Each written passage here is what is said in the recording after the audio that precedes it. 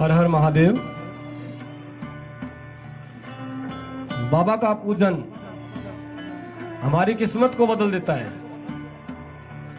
जब हम देवादिदेव महादेव की आराधना करते हैं, सच्चे भाव से अगर हम करेंगे तो हम जो चाहते हैं वो हमें प्राप्त होने में बिल्कुल देर नहीं लगती।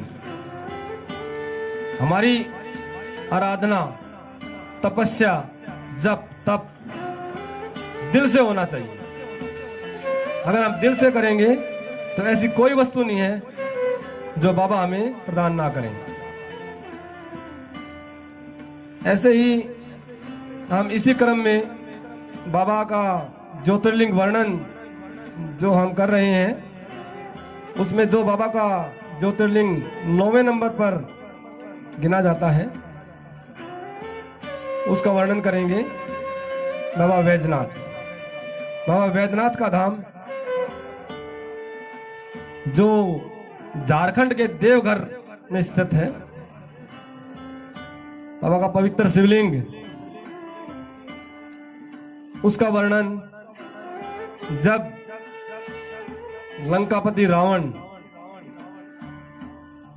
बाबा की तपस्या कर रहे थे, वो महादेव के बड़े सच्चे भक्त थे। जब बाबा की तपस्या करने लगे तो उन्होंने अपने सिर काटकर बाबा को समर्पित करने प्रारंभ कर दिया। हम कुछ भी प्राप्त करना चाहते हैं तो हमें उसके हिसाब से तपस्या भी करनी पड़ती है। ये नहीं आज के हम कलयुग में क्या चाहते हैं, एक लोटा जल बाबा पे समर्पित किया, 2 दिन के बाद कहने लग जाते हैं कि हम तो मंदिर गए थे, बाबा हमारे कष्टों को नहीं काट रहे। ऐसा नहीं है। हमें जब विशेष चीज चाहिए तो पूजन भी विशेष तरीके से ही किया जाता है। जैसे रावण अपने शीश काट काट कर बाबा को समर्पित करते रहे। जब रावण ने 9 शीश काट दिए तो 10वें शीश को जब काटने के लिए रावण ने अपना हाथ बढ़ाया तो देवादिदेव महादेव बाबा वहां प्रकट हो गए और प्रकट होकर रावण से वर मांगने को कहा। अब रावण बड़ा बुद्धिमान भी था। रावण ने महादेव को ही मांग लिया और कहा, हे बाबा, आप मेरी लंका में जाकर स्थित हो जाएं, वहां विराजमान हो। शंकर भोले भाले हैं, वो मान गए। सभी देवता चिंतित हुए। बाबा से कहा कि आप ना जाएं। बाबा ने कहा मैंने वचन दे दिया है।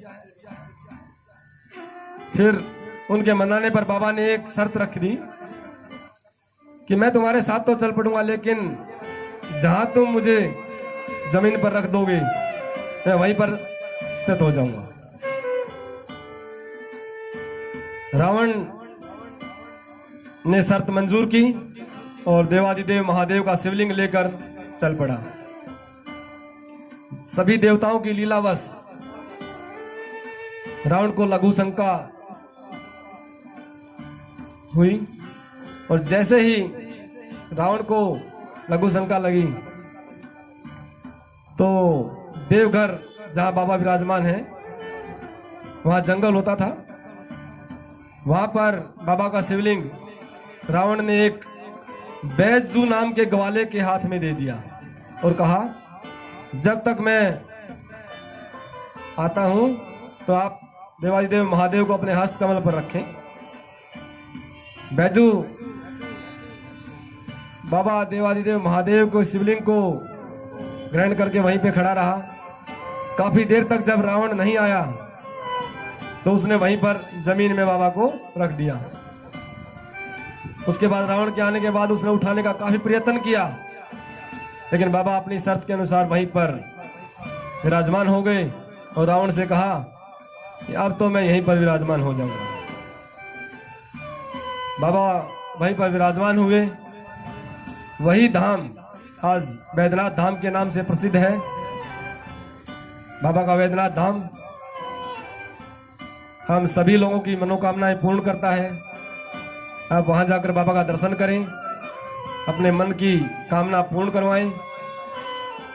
इसी शुभकामना के साथ सभी मिलकर बोलेंगे, देवादिदेव महादेव बाबा वैद्यनाथ की जय।